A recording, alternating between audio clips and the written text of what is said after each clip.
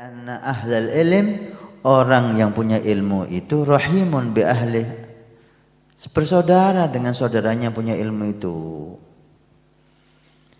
Tapi ketika pemahaman kita paksakan seperti Al-Quran yang tidak bisa salah. Pemahaman kita paksakan seperti hadis yang tidak bisa salah. Maka kita paksa orang untuk ikut pemahaman kita. Mulailah timbul beberapa macam. Seperti kita dengar. Ini yang pertama. Yang kedua, Habib Al-Jufri, beliau mengajak orang-orang yang sering membid'ahkan, mensyirikkan, ayo kita duduk. Membuat definisi setiap masalah yang kita berbeda. Kadang-kadang perbedaannya itu bukan perbedaan yang fatal. Hanya perbedaan pemahaman kejadian lepas dari Al-Quran dan hadis. Ada suatu kejadian, umpamanya ziarah kubur, langsung divonis bid'ah, itu menyembah, itu ini, itu. Nah, kenapa mereka memvonis ini? Karena mereka tidak ada kesepakatan dengan kita. Apa ziarah kubur yang dilarang? Apa ziarah kubur yang dibolehkan? Kalau ziarah sunnah Nabi nggak bisa diingkari, mereka pun mengatakan. Tapi permasalahannya itu apa saja gitu loh. Oh, kalau meyakini bahwa si ahli kubur ini bisa memberi manfaat dan madarat itu haram, kita sepakat. Siapa pun meyakini ada manfaat yang diberikan selain izin Allah, ini haram. Ini bisa syirik, kita sepakat. Atau di situ ada laki perempuan campur satu tempat, haram, kita sepakat.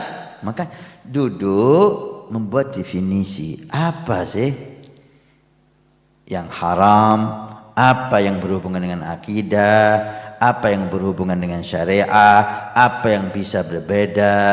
Ketika kita duduk, insya Allah banyak yang terselesaikan. Walaupun pasti ada perbedaan, tapi perbedaan membuat kita saling hormat dan saling sayang. Hadis riwayat Muslim. Jadi jangan tanya sahih atau enggak sahih. Sahih pol. Ya, sahih pol. Setelah Bukhari ini kitab tersahih tingkat tinggi. An Abi Hurairah radhiyallahu anhu anna Rasulullah sallallahu atal makbarah faqal. Kata Sayyidina Abu Hurairah radhiyallahu anhu, suatu hari Nabi Muhammad sallallahu alaihi wasallam mendatangi kuburan. Jadi salah satu hobinya Nabi pergi kuburan. Kalau kamu nggak suka pergi kuburan, berarti kamu nggak ngikut sunnah. Lah kalau kamu celah orang-orang yang ziarah kubur, berarti kamu celah orang-orang yang mengikuti sunnah. Kalau kamu menghina orang yang amalannya ziarah, berarti kamu mencela ajaran Nabi Muhammad sallallahu alaihi wasallam. Nomor satu, muslim mukmin harus senang dulu yang namanya ziaratul kubur. Harus senang. Karena nanti toh kalian juga akan diziarahi. Seneng gak seneng akan diziarahi. Maka latihan dulu, latihan ziarahi. Faqala assalamualaikum dara qaumin mu'minin wa inna insyaallahu bikum lahikun. Karena versi doa macam-macam. Ini versi doa ini akan saya terjemahkan. Assalamualaikum. Ini Nabi ngajak ngobrol sama yang di kuburan. Jadi kalau ada Habib ziarah kok ngomong sama yang di kuburan, jangan disalah-salahkan. Dibilang Habibnya ngajak ngomong kuburan, bodoh yang ngomong seperti itu. Gak pernah Habib ngajak ngomong di kuburan. Yang diajak ngomong Habib yang dikubur. Yang diajak ngomong yang dikubur. Masa batu diajak ngomong? Masa nisan diajak ngomong? Kurang kerjaan saudara-saudara. Yang diajak ngomong bukan batu, bukan nisan, tetapi yang di balik kubur. Sementara yang di balik kubur itu tidak mati, tapi hanya pindah alam, hidup. Bahkan kalau itu orang soleh, itu orang-orang waliullah, Allah marah kalau kita memati-matikan orang soleh. Bal ahya, kata Allah, enggak mati loh, bahkan hidup. Sampai Allah menyangkal, bahkan hidup. Artinya kamu harus yakin, kalau kamu ziarah kubur, di dalam kubur itu lihat kamu dan dengar kamu, khususnya orang-orang yang soleh. Makanya larangan keras, tidak boleh melangkahi kuburan. Kenapa? Kalau hidup gak mungkin kamu langkahi. Maka setelah wafat, jangan kamu anggap mati. Dia masih hidup, jangan kamu langkahi. Yang sopan.